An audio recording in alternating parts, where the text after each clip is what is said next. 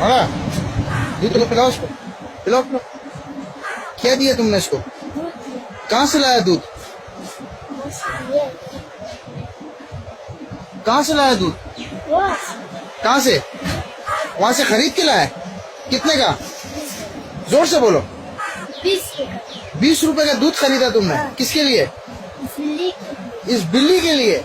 और तूने खाना खाया है? हाँ। कब खाया है? तू ही मुख्तासर हो जा।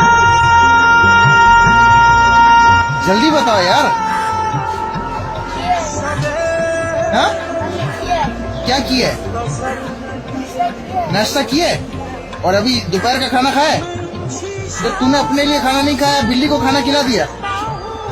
तो पहले तुम तो खाता नहीं, खाया तुमने खाना यार?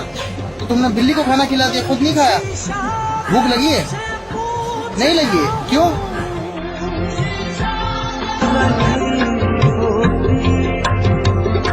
मैं शीशागरों से पूछता अच्छा सुनो, तुमको खाना खाना है? मैं शीशागरों से पूछता हूँ। मैं शीशा